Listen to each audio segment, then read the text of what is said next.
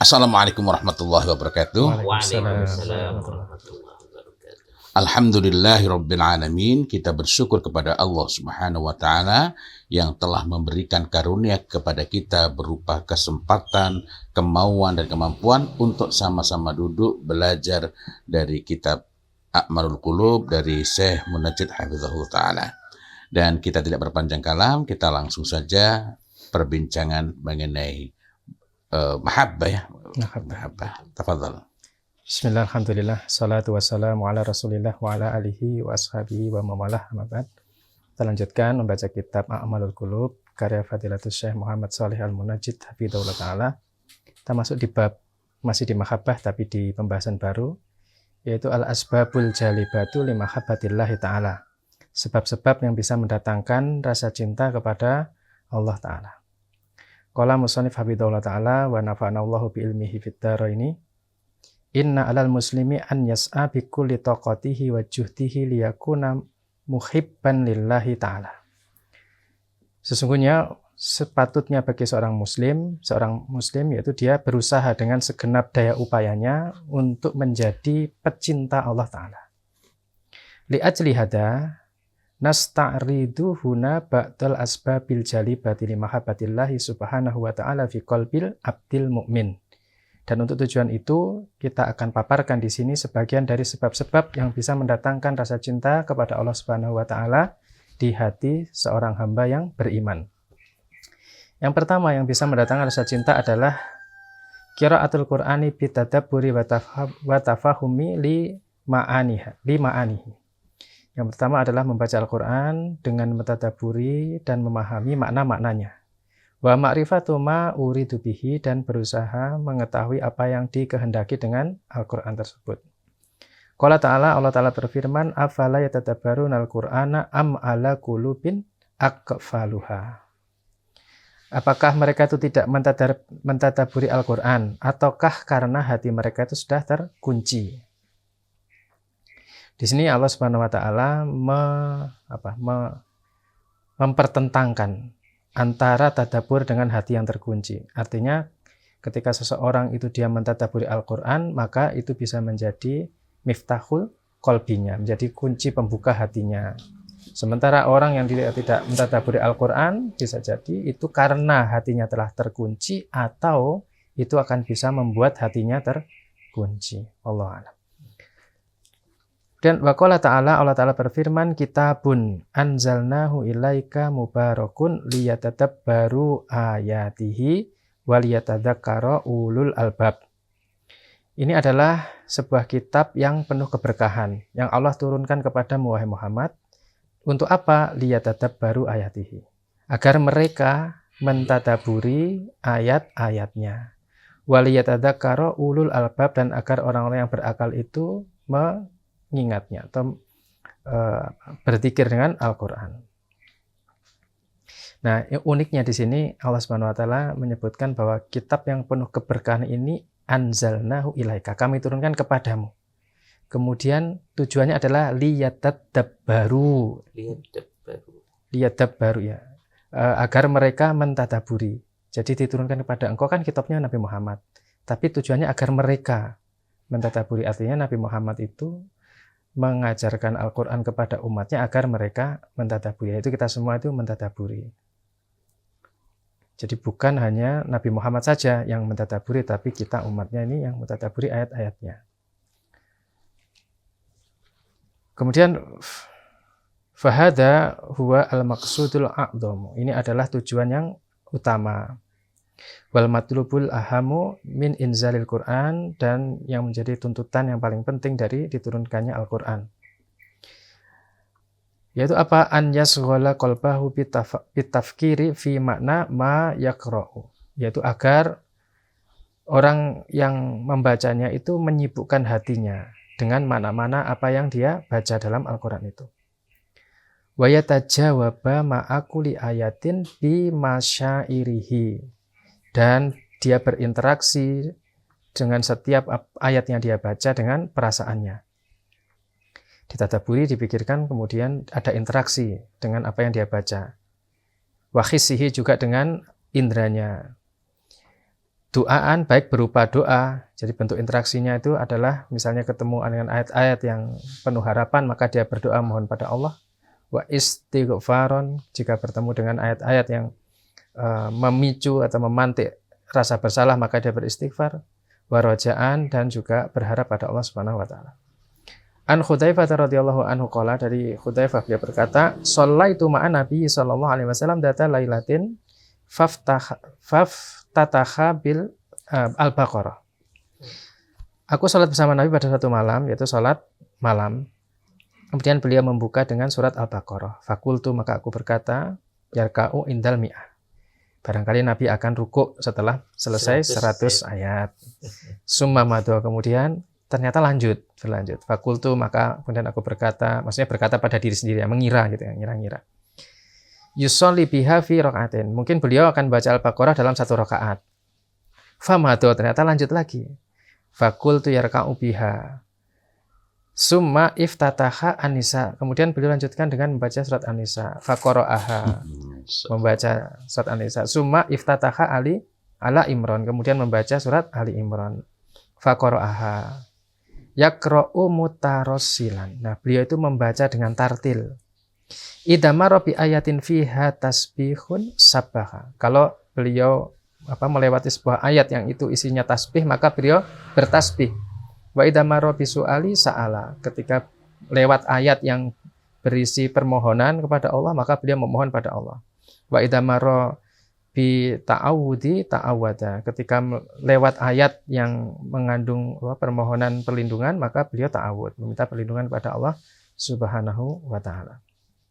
Jadi kebayang panjangnya. Sudah panjang pilihan suratnya, tambah itu lagi. Tanya jawab ya. Tadi maksudnya Interaksi. Ya. Wan Ibni Abbas radhiyallahu anhu, dari Ibnu Abbas radhiyallahu anhu, anna Nabi sallallahu alaihi wasallam kana idza qara'a sabbihisma rabbikal a'la qala subhana rabbiyal a'la. Dari Ibnu Abbas radhiyallahu anhu, beliau mengatakan bahwa Nabi sallallahu alaihi wasallam ketika beliau membaca sabbihisma rabbikal a'la, maka beliau bertasbih subhana rabbiyal a'la. Fala syai'an anfa'u lil qalbi wa ajlaba li mahabbatillahi min qiraatil Qur'an. Tidak ada sesuatu pun yang lebih bermanfaat bagi hati dan lebih bisa mendatangkan rasa cinta kepada Allah selain membaca Al-Qur'an. Nah, membacanya apa? Bitadabbur, dengan tadabbur, wa tafakkur, dengan memikirkan makna ayat tersebut. Fa innahu jami'un li jami'i manazilis sairin. Maka Al-Qur'an ini adalah kumpulan dari seluruh kedudukan orang-orang yang berjalan menuju Allah Subhanahu wa taala. Artinya Al-Qur'an ini yang bisa menjadikan seorang bisa melewati tahapan-tahapan untuk menjadi orang yang menuju pada Allah taala. Wa ahwalil amilin, itu juga menunjukkan bagaimana keadaan orang-orang yang beramal beribadah kepada Allah Subhanahu wa taala. Wa huwaladzi yurisul mahabbah, dan Al-Qur'an ini yang akan menggoreskan jejak cinta kepada seorang hamba kepada Allah Subhanahu wa taala. Wasyauqa, juga menggoreskan rasa rindu, wal khaufa, rasa takut, waraja, harapan, wal inabah, keinginan untuk senantiasa kembali kepada Allah, wa tawakkul, war ridha, wasyukra, wasabra, wasairal ahwali, wa a'malil qulub. Jadi seluruh keadaan dan amal hati.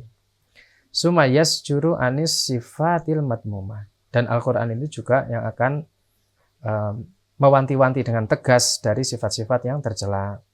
Wal af'alil qabihah, perbuatan-perbuatan yang buruk, allati tufsidul qalba wa tuhlikuhu, yang bisa merusak hati dan membinasakannya. Waqad ahmalan nasu hadzal janib. Manusia itu banyak yang melalaikan sisi ini. Walam yafaqahuna, atau walam yafqahuna, walam yafqahuna, mereka tidak tafakuh. Mereka tidak tafakuh dengan Al-Qur'an. Walam yafqahuhu, mereka tidak tafakuh dengan Al-Qur'an ini. Qala Al-Hasan Al-Basri rahimahullah, kata Al-Hasan Al-Basri, unzilal Qur'anu liyu'mala bihi. Al-Qur'an itu diturunkan agar diamalkan. Fattakhadan nasu tilawatahu amalan. Tetapi manusia itu menjadikan membaca Al-Qur'an sebagai amalnya. Yakni maksudnya apa? Annahum iktasoru ala tilawatihi wa tarakul amala bihi. Mereka itu hanya membatasi tilawah itu sebagai amalnya dan mereka meninggalkan beramal dengan Al-Qur'an. Jadi sebenarnya membaca Quran itu diperintahkan, dianjurkan, tetapi tidak boleh Satu-satunya, berhenti di situ ya. iya. Umpamanya kan sekarang banyak gerakan sehari baca seperempat juz, setengah juz, 1 juz, bahkan ada yang lebih dari 1 juz. Terus amaliyahnya itu, dan itu Masya Allah itu bagus ya, amaliyahnya itu banyak yang berhenti hanya Dia membaca. iya, kamu baca berapa juz, tapi jarang bertanya kamu sudah ngamalkan berapa ayat, itu ya jarang ya. Iya. Maksud saya baca beberapa buku kayak kiai-kiai kita yang lama itu kan, ya Indonesia lah salah satunya itu, ada yang sampai ngajarkan surat Al-Asr 8 bulan, padahal kajiannya per pekan.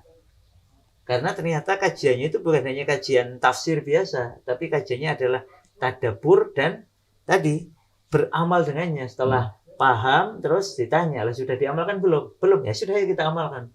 Itu dikaji terus sampai 8 bulan. Masya Allah. Sampai kiainya disebut Kiai Wal Asri karena 8 bulan tiap pekan isinya Wal Asri. Dan lalu muncullah orang-orang yang bersungguh-sungguh dengan waktunya, dengan amalnya, ya setelah ngaji Wal Asri. Wah, itu kebayang yang ngaji sabarnya gimana ya? Bahas itu. Yes. Kalau sekarang kan ngaji, itu gimana? Itu pertanyaan sebagian muridnya. Tapi setelah dijawab dengan lafaz buat amal ke durung. Nah, sudah diamalkan belum? Nah, itu jadi perlu dikaji lagi ternyata. Jadi kajiannya itu sebagai penguat akan amal dan sebagai penguat sambil beramal terus begitu. Disitulah pentingnya takzimul ustadz. Ta'zimul ustaz. Karena kalau tanpa takzimul ustadz, maka dia meninggalkannya. Dan tidak bisa takzimul ustadz kecuali dengan takzimul ilmi. Nah, sekarang takzimul ilmi tiada dan takzimul ustadz tiada. Kalau takzimul ustadz itu baru bisa ditegakkan kalau kita takzim kepada ahlul ilmi, walaupun bukan guru kita. Sekarang ini ada ini, misalnya orang ngaji, ini yang dibahas itu bukan apa yang disampaikan, kemudian faedah apa yang diambil, tapi itu tadi apa artikulasinya itu kurang. Coba kalau dia pakai metode apa namanya public speaking begini, nanti akan begini dan begitu. Jadi hal-hal seperti itu yang ya, permukaannya yang permukaan, yang bukan yang paling penting ya. Ya, karena gini, saya tuh lebih suka ngaji dengan Ustaz Fulan. Kenapa? Cara membawakannya itu gini gitu. Cara membawakannya jadi lebih ke apa itu berarti? Bukan keilmuannya yang bukan, tetapi lebih ke hal-hal seperti itu. Nah, di sini tuh yang menarik ini dikatakan oleh Al-Hasan Al-Basri.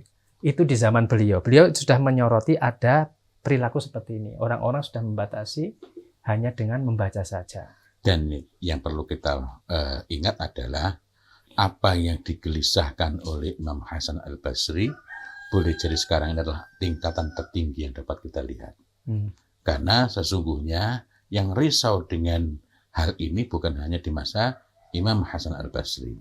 Rasulullah Muhammad SAW itu mengadu kepada Allah karena mendapati bahwa Al-Quran ini mahzura. Artinya ini kan yang dikeluhkan berarti para sahabat. Nah, wallahu a'lam bishawab.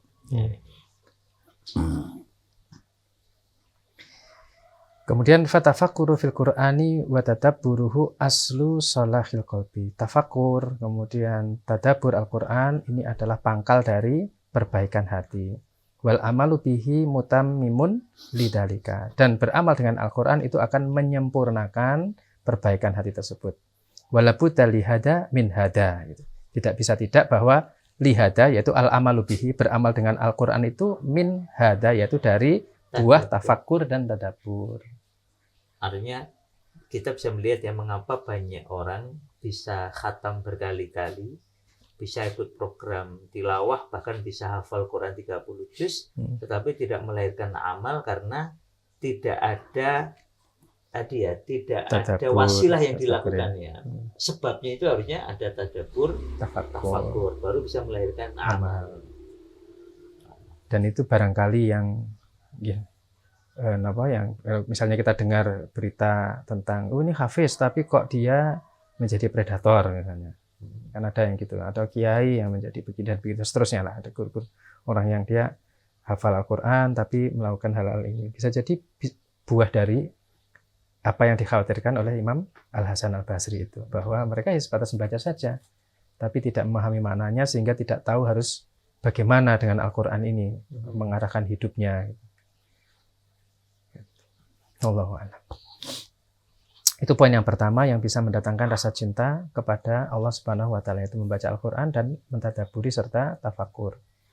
Dan yang kedua, fi'lut ta'ati wa tarkul mukhalafati. Melakukan ketaatan-ketaatan dan meninggalkan perkara-perkara yang menyelisih ketaatan atau yang melanggar atau pelanggaran.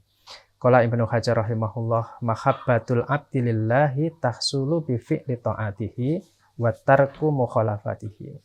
Kata Ibnu Hajar rahimahullah, rasa cinta seorang hamba kepada Allah itu akan didapat dengan melakukan ketaatan dan meninggalkan pelanggaran.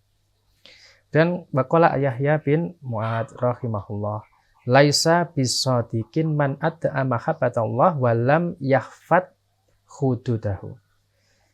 Bukan orang yang jujur, yaitu orang yang mengklaim cinta kepada Allah tetapi dia tidak menjaga batasan-batasan Allah Subhanahu wa taala. Sekedar klaim cinta pada Allah itu tidak membuktikan apa-apa jika dia tidak menjaga hudud Allah, yaitu batasan Allah Subhanahu wa taala. Kemudian waqala Ibnu Hajar rahimahullah, as-salatu qadruha adimun. Salat ini kadarnya itu agung, kedudukannya itu sangat tinggi. Fa innahu yansa'u anha mahabbatullahi lil abdil ladzi yataqarrabu biha. Karena sesungguhnya dari salat itu tumbuh rasa cinta kepada Allah bagi seorang hamba yang taqarrub dengan salat tersebut. Wa dzalika li annaha mahallul munajati wal qurbah. Karena salat ini adalah tempat munajat dan taqarrub dan mendekat pada Allah Subhanahu wa taala. Wala wasitata fiha bainal abdi wa rabbihi. Tidak ada perantara dalam salat itu antara hamba dan Rabb-nya. Wala syai'a aqarra li ainil abdi minha. Dan tidak ada sesuatu yang lebih menyejukkan pandangan mata hamba dibandingkan dengan salat. Wa man kanat qurratu a'yunihi fi syai'in fa innahu yawaddu an la yufariqahu. Maka siapa saja yang penyejuk pandangan matanya itu pada sesuatu, maka dia tidak ingin berpisah dari sesuatu tersebut. Dia suka kalau dia bisa senantiasa dengan sesuatu yang menjadi penyejuk pandangan matanya itu. Wala yakhruju minhu, dan tidak keluar dari qurratu ayun tersebut. Li'anna fihi na'imuhu, karena padanya ada kenikmatan yang dia rasakan. Wa bihi tatibu hayatihi, dan dengannya dia merasakan kehidupan yang baik. Wa inna ma yahsulu dzalika lil abid bil musabarati alan nasobi.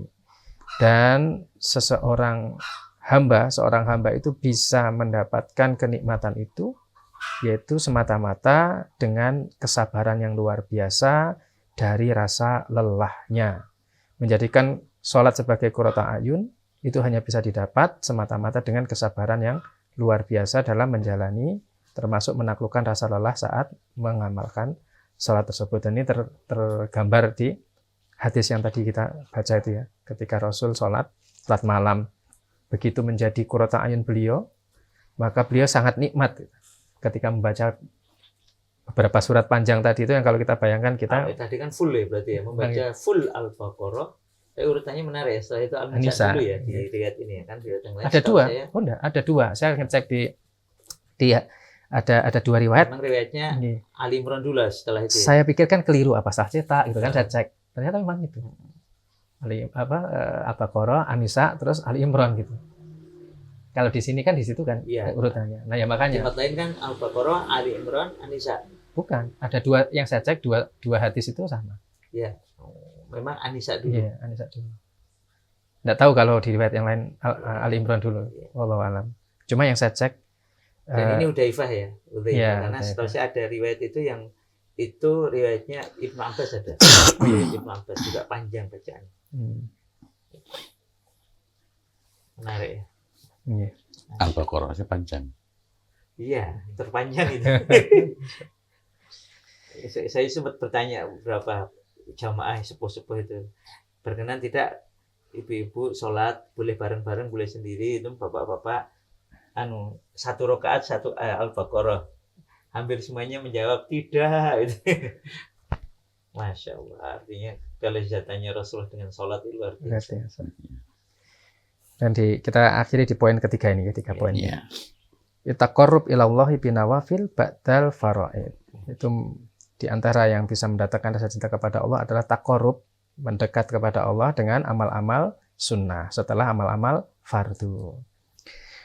An Abi Hurairah radhiyallahu anhu qala, dari Abu Hurairah beliau berkata, qala Rasulullah sallallahu alaihi wasallam, Rasulullah bersabda, innallaha qala, sesungguhnya Allah taala berfirman, ini hadis qudsi, man adali waliyan faqad adantuhu bil harbi, siapa yang memusuhi waliku, sungguh aku umumkan, aku kumandangkan perang kepada orang tersebut. Nah, ini menarik. Siapa yang memusuhi waliku. Nah, kemudian Allah akan jelaskan sifat-sifat seorang abid yang itu menunjukkan walinya Allah. Nanti kita bisa lihat apakah wali Allah itu yang bisa terbang, bisa bahasa aneh-aneh gitu ya. Katanya lagi dapat ketemu malaikat gitu ya itu. Kita lihat ini hadis. Terbangnya pakai Garuda atau pakai kotor air. Kalau itu aneh ya. Bisa ya malah. Ya. Hadisnya sahih diriwayatkan Imam Bukhari. Mari kita perhatikan. Jadi siapa yang musuh waliku, aku umumkan perang padanya. Wa ma taqarraba ilayya abdi bi syai'in ahabba ilayya mimmaftaratu alaihi. Kata Allah. Dan tidaklah seorang hamba itu taqarrub kepadaku dengan sesuatu yang lebih aku cintai, yaitu dibandingkan dengan ketika dia melakukan yang fardu-fardu, mengamalkan yang fardu-fardu, yang aku fardukan.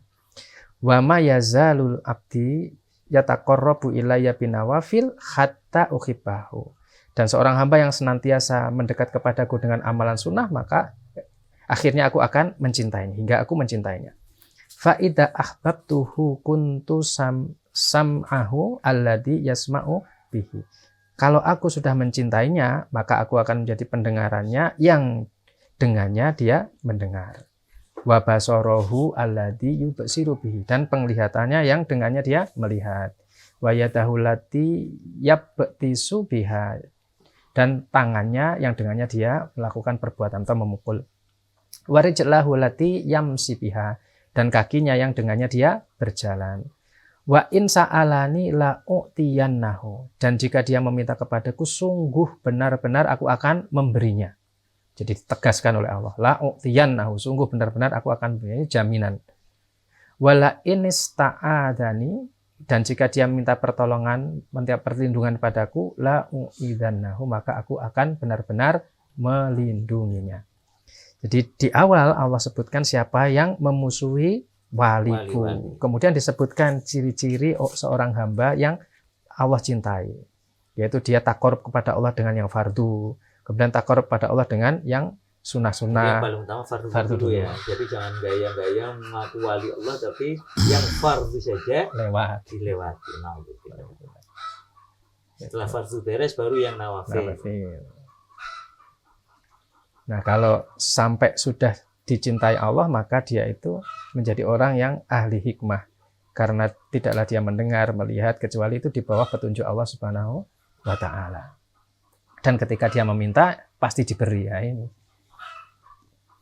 Dan ketika dia mohon perlindungan, pasti dilindungi. Fatadammanu hadal hadisu al-ilahiyu asyarifu khasra asbabi mahabbatillahi fi amroini. Nah, hadis qudsi yang mulia ini memberikan batasan sebab-sebab rasa cinta Allah, yaitu pada dua perkara. Yang pertama adalah ada'u fara'idihi, yaitu menunaikan yang fardu-fardu, kewajiban yang Allah tetapkan padanya, pada hamba. Wa taqarrubu ilaihi binawafil, kemudian taqarrub pada Allah dengan yang sunnah-sunnah, amalan sunnah. Wa akhbara subhanahu anna ada al-fara'idi ahabbu ma yataqarrabu ilaihil al-mutaqarribun. Allah mengabarkan bahwasanya menunaikan fardu-fardu itu adalah perkara yang paling Allah cintai, yang bisa dilakukan oleh orang yang taqarrub kepadanya. summa mim ba'diha an-nawafil. Nah, setelah yang fardu-fardu kemudian baru yang nawafil, yang sunnah-sunnah.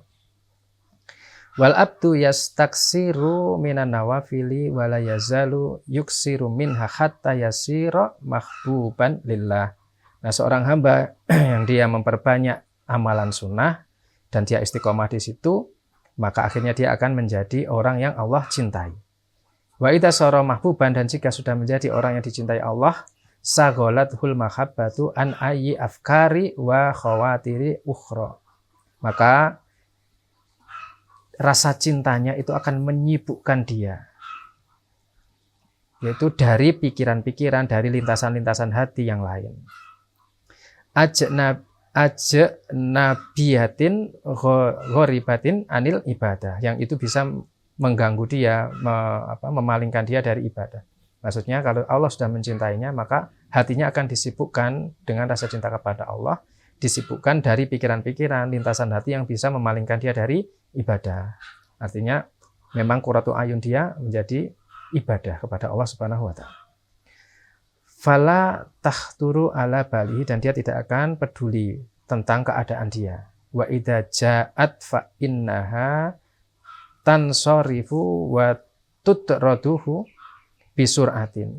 Dan jika misalnya ada perkara-perkara yang bisa memalingkan dia, ada distraktor gitu ya, maka itu akan ditolong oleh Allah untuk bisa mencampakkan dia. Bisa mengusir, bisa memalingkan hal-hal yang mengganggu dari dirinya. Li'annahu sara indahu min maqaribatillahi ma yamna'u hadhil afkara minal wurud. Karena di sisi dia itu ada takorub kepada Allah. Maksudnya dia sibuk dengan takorub kepada Allah, sehingga itu bisa muraqabah apa? Karena dia merasa diawasi oleh Allah Subhanahu wa taala, sehingga itu menghalangi dia dari memikirkan perkara-perkara yang muncul dari dirinya. Wa yakunu indahu minal muhabati wal admati li rabbih, dan akhirnya muncullah rasa segan, rasa takdim kepada Allah Subhanahu wa taala.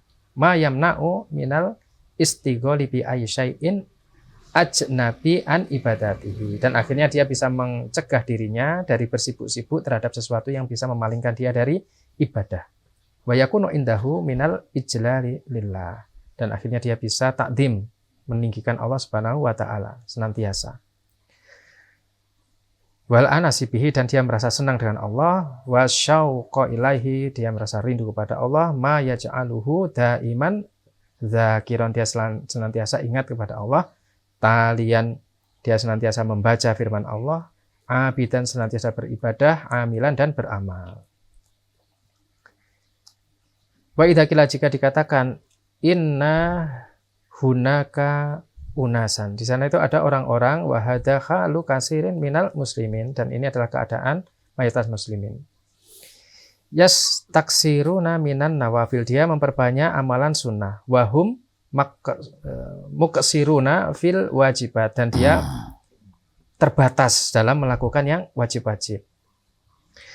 Wa yaqtarofunal ma'asi, dan dia itu terkenal sebagai orang yang bermaksiat. Fama al-khalu, bagaimana keadaan orang yang seperti ini? Jadi ada orang-orang, dia banyak melakukan amalan sunnah, tapi amalan wajibnya terbatas, dan dia malah bermaksiat pada Allah. Nah, orang seperti ini bagaimana?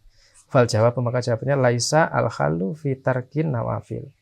Maka kalau yang seperti ini, jangan kemudian dia meninggalkan nafilah. Fa bitarkiha yazdadu khaluhum su'an. Karena kalau dia meninggalkan nafilah, maka keburukannya akan bertambah.